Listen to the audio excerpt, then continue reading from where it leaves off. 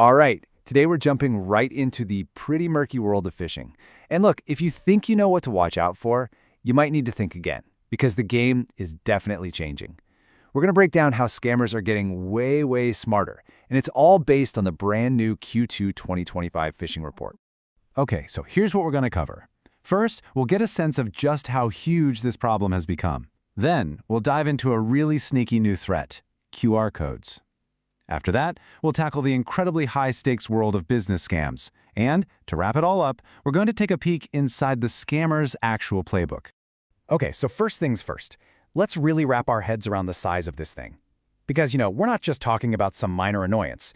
This has become a massive, global, almost industrial-level operation. Just look at this number, over 1.1 times million. And that's not for a year. That's the number of unique phishing attacks we saw in just the last 3 months. It's an absolutely mind-boggling figure. And believe me, it's only going up. And yeah, this isn't some one-off fluke. Not at all.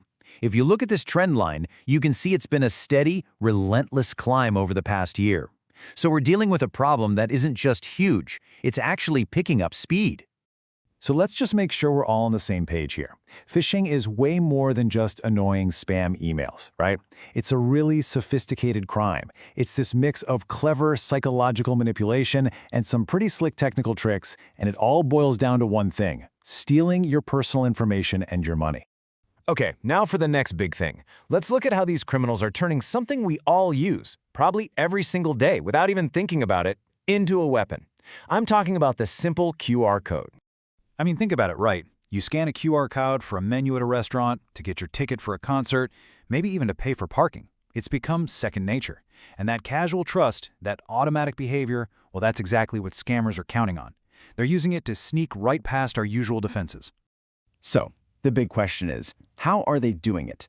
How do they turn these little black and white squares that look totally harmless into a major security risk?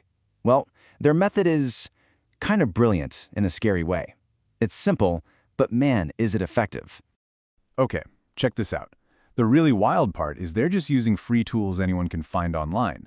So first, they use a generator to make the QR code. Simple enough.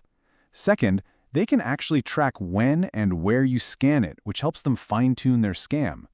But third, and this is the really sneaky part, they can change the destination URL after the code is already out there. So that link that was safe an hour ago, bam, now it's a trap. And don't think for a second these attacks are just random. They're being very strategic about it. This chart shows exactly who they're going after. You've got manufacturing, professional services, and finance right at the top. And that makes sense, right? Those are all industries that handle tons of digital transactions and really sensitive data. Now, to make you actually fall for the scam, they have to be convincing. And how do they do that? They pretend to be brands we all know and trust. This quarter, it was a dead heat between DHL and Microsoft. Both of them made up almost a quarter of all the fake brands being used. I mean, if you get something that looks like it's from Microsoft, you're just way more likely to click, and they know that. All right, so we've talked about how they're doing it. Now let's shift gears and talk about the real-world damage, the financial impact. And it gets particularly devastating when they set their sights on businesses. What we're talking about here is something called business email compromise, or BEC for short. And this is a whole different level of scam. This is where a criminal will impersonate, say, the CEO or a big supplier, and they'll trick an employee into wiring a huge amount of money. The goal here isn't just grabbing a password. It's about getting a direct and often massive cash payout. So what's the average take from one of these successful attacks? Get this, $83,099.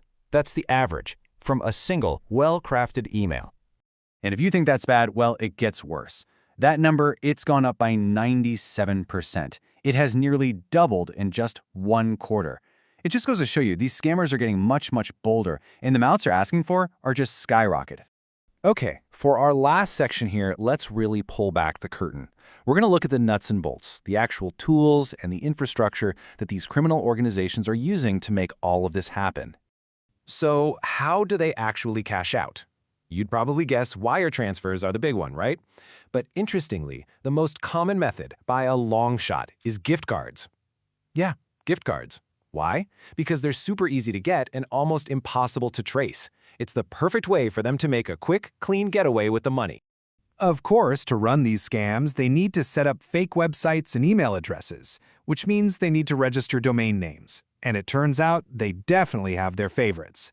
The data shows they really flock to certain registrars, and this quarter, Namecheap was #1 on their list. And the email accounts themselves, the ones they use to actually launch the attacks? Well, a massive 70% of these BEC attacks that come from free webmail providers, they all come from one place, Gmail. It's just so easy and fast to set up an account, it's become the go-to tool for these guys. So after all that, what's the big takeaway? Well, it's pretty clear. Phishing is surging, the scammers are getting way more creative, and the financial toll is just getting bigger. This isn't about a few lone wolf hackers in a basement anymore. This is a sophisticated global business. And that really leaves us with one crucial question to think about. The threats are constantly evolving, but is our awareness keeping up?